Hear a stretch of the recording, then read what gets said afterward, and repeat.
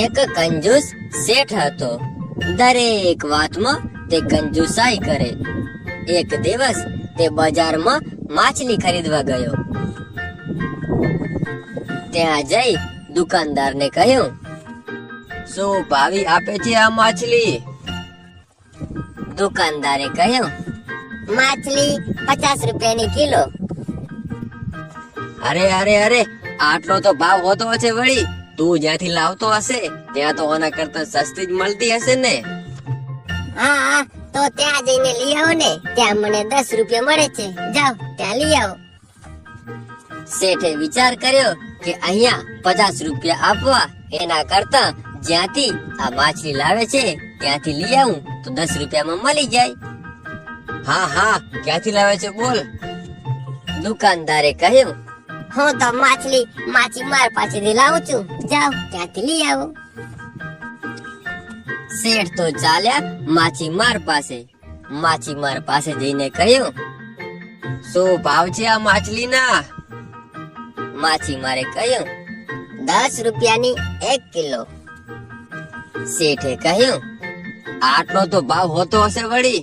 તું જ્યાંથી લાવતો હશે ત્યાં તો તને સસ્તી જ મળતી હશે. માછીમારે કહ્યું, હા, હું તો નદીમાંથી લાવું છું. ત્યાં ફ્રીમાં મળે છે.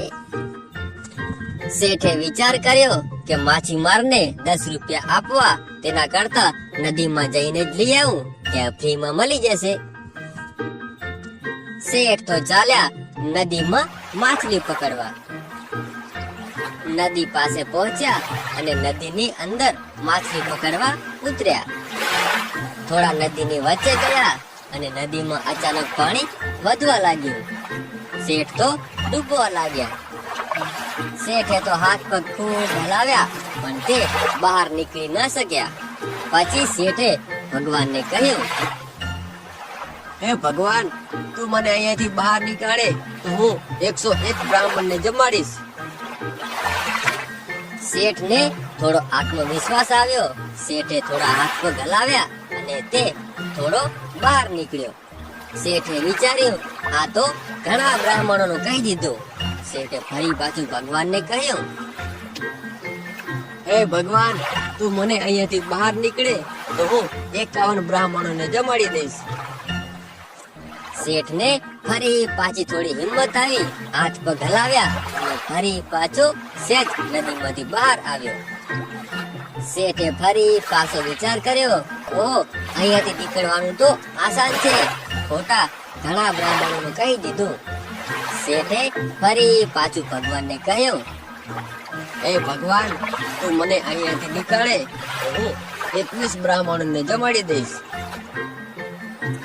ફરી પાછા શેઠે હાથ પગ હલાવ્યા અને થોડા નદીની વધુ બહાર નીકળ્યા.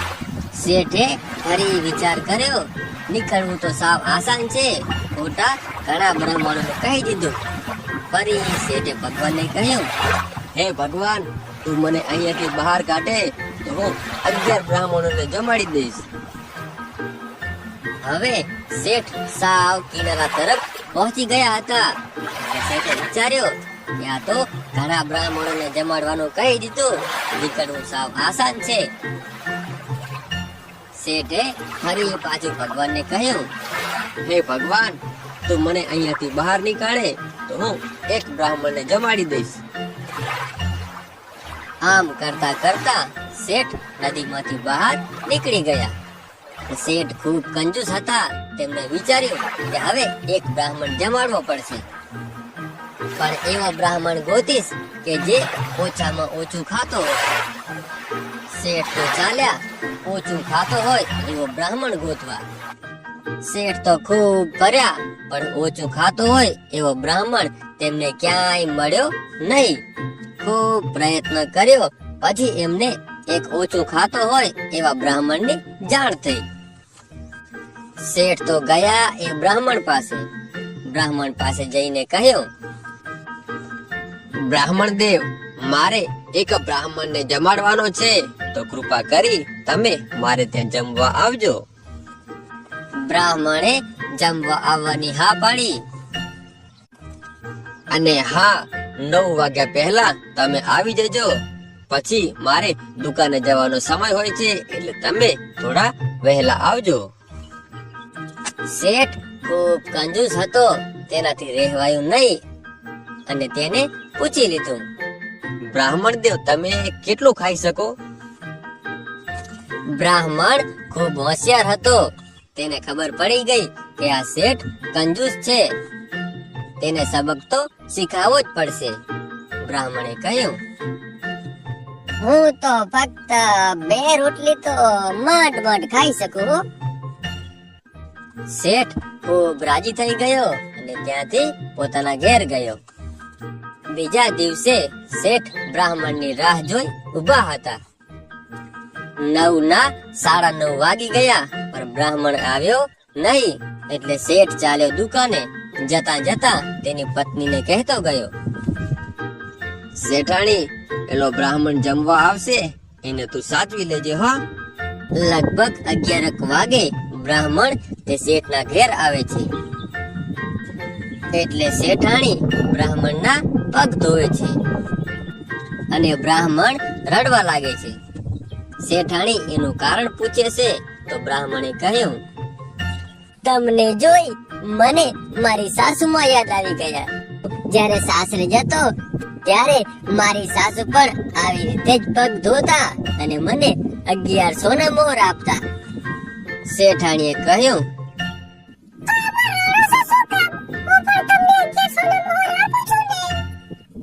પછી શેઠાણી 1100 ના મોહર બ્રાહ્મણને આપે છે અને પછી પેટ ભરીને જમાડે છે.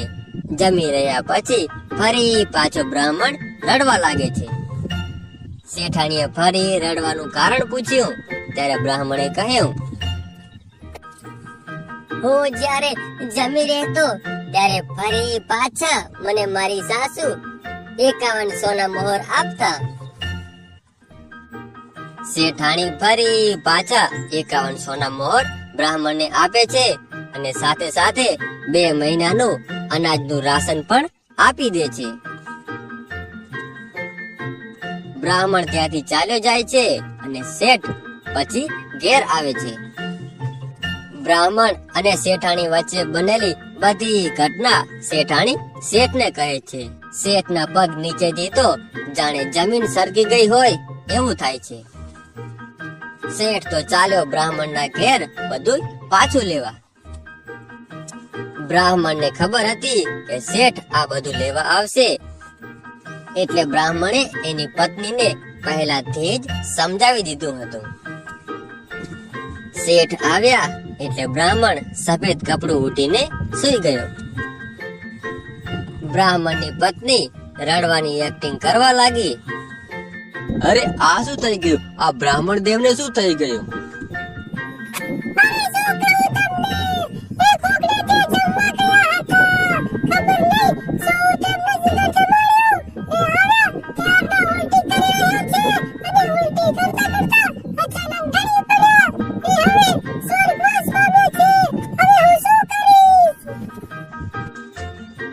તમે ચિંતા ના કરો. તમે કોઈ વાતની ચિંતા ના કરો. તમારી જે જરૂરિયાત હશે એવું બધી પૂરું કરીશ. તમે ચિંતા ના કરતા. આમ કહી શેઠ ત્યાંથી નીકળી જાય છે. બ્રાહ્મણ પાસે 2 મહિનાનું સેમન પૂરું થઈ જાય છે. એટલે બ્રાહ્મણે ફરી વિચાર કર્યો કે શેઠની પાસે જઈ ફરી પાછું સામાન લઈ આવું. બ્રાહ્મણ ગયો શેઠના ઘરે. ત્યાં શેઠાણી ઘરે હતા. બ્રાહ્મણને જોઈ શેઠાણીએ કહ્યું,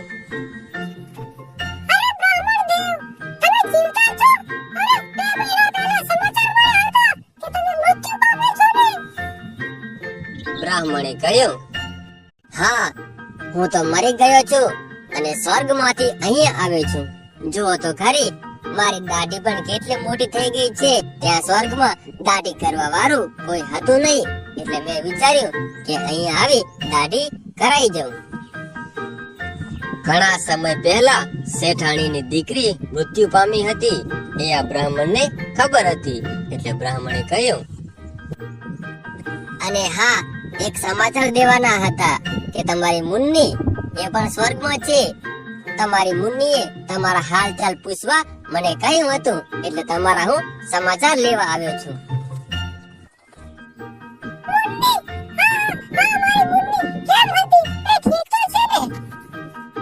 હા હા, એ બિલકુલ ઠીક છે, પણ ત્યાં તેને ખાવાનું કઈ સારું મળતું નથી. તમે હાલો તો હું થોડું ઘણું ખાવાનું એના માટે લેતો જાઉં. શેઠાણીએ તો ફરી પાછું ઘણું બધું સેમન આ બ્રાહ્મણને આપી દીધું. આ વખતે તો શેઠાણીએ શેઠને કઈ વાત ન કરી. થોડો સમય ગયો એટલે ફરી પાછો બ્રાહ્મણ શેઠાણી પાસે આવ્યો.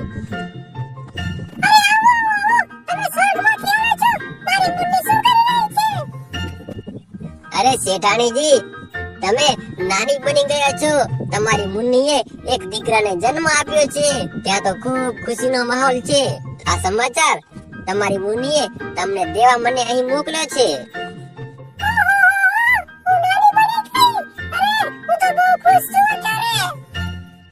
તો શેઠાણીજી એક કામ કરો ને, ત્યાં બધે મીઠાઈઓ વેચવાની છે. ઘણો મોટો ત્યાં સ્વર્ગમાં જમણવાર પણ રાખ્યો છે. તેના માટે થોડું સામાન આપજો. આ વખતે તો શેઠાણીએ બળદગાડું ભરી આખું સામાન બ્રાહ્મણને આપી દીધું.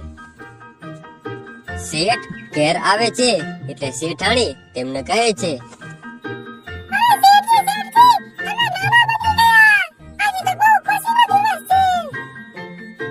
અરે હું નાનો બની ગયો.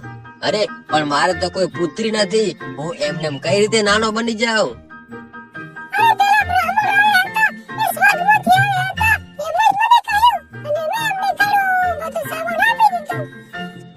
અરે બેવકૂફ પત્ની, મર્યા પછી કોઈ પાછું આવતું હશે ખરું?